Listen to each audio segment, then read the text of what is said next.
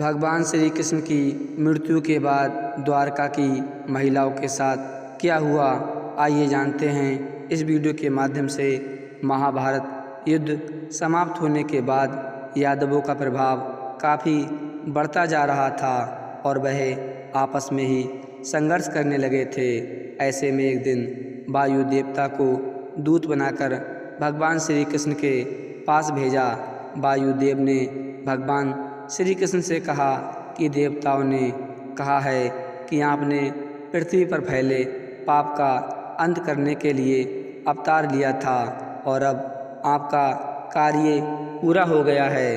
अगर आपकी इच्छा हो तो आप अपने लोग वापस आ जाएं। तब भगवान श्री कृष्ण ने कहा कि जब तक यदुवंशियों का अंत नहीं हो जाता तब तक पृथ्वी का भार कम नहीं होगा, इसलिए अब मैंने इनके अंत की व्यवस्था कर दी है और अब केवल 7 दिनों के अंदर ही मैं भूलोक का अंत कर दूंगा।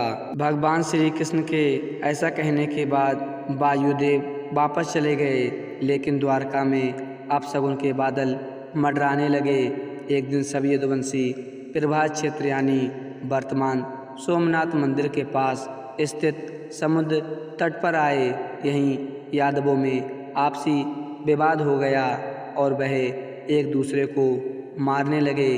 कुछ ही समय में यदुवंशियों की मृत्यु हो गई। इस स्थिति को देखकर बलराम जी सागर तट पर बैठ गए। भगवान श्री कृष्ण और उनके सारथी दारुक ने देखा कि बलराम जी के मुख से एक विशाल नाग बाहर निकल रहा है। समुद्र उस नाग की स्तुति कर रहा है। कुछ ही समय में वह नाग सागर में समा गया। इस तरह बलराम जो शेषनाग के अवतार थे, शरीर त्याग कर क्षीर सागर में चले गए।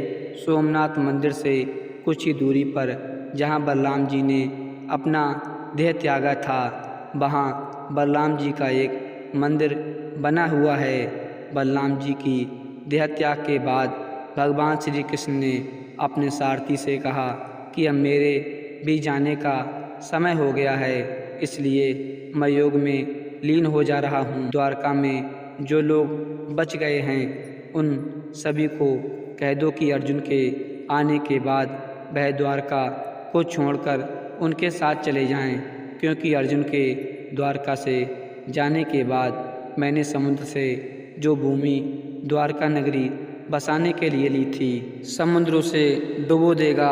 उस समय केवल मेरा भवन ही शेष रह जाएगा। इसके बाद भगवान श्री कृष्ण योग में लीन हो गए और जरा नामक शिकारी ने भगवान श्री कृष्ण के पैर को मृग की आँख समझकर दूर से बाण चला दिया। इस बाण के लगते ही भगवान श्री कृष्ण मूर्छित हो गए। जरा ने जब श्री कृष्ण को देखा तो काफ़ी घबरा गया और अपराध बोध से दुखी हो गया। तब भगवान श्री कृष्ण ने जरा को समझाया कि यह तो मेरे विधान से ही रचा हुआ था। मैंने स्वयं ही अपने देह त्याग के लिए इस विधि को चुना था, क्योंकि तुम्हारे पिछले जन्म का ऋण मुझ पर था। जरा पिछले जन्म में बाली था, जिसका वध भगवान श्री राम ने किया था। जब अर्जुन द्वारका पधारे और सब हाल जाना तो यदुवंशियों के सब पहचान कर उनका अंतिम संस्कार किया। श्री कृष्ण के जाने के बाद रुक्मणी और जामवंती ने भी अपना देह त्याग दिया। बलराम जी की पत्नी रेवती ने भी अपना देह त्याग दिया। इसके बाद दुखी मन से अर्जुन द्वारका से सभी बचे हुए लोगों को अपने साथ लेकर लौट पड़े और अर्जुन के द्वारका से जाते ही समुद्र ने द्वारका नगरी को डुबो दिया। इसके साथ ही कलयुग भी धरती पर आ गया। तो दोस्तों, आशा करते हैं कि आज की वीडियो आपको ज़रूर पसंद आई होगी। अगर वीडियो पसंद आई हो तो चैनल को सब्सक्राइब कर दें। मिलते हैं एक नई वीडियो में, तब तक के लिए जय हिंद, धन्यवाद।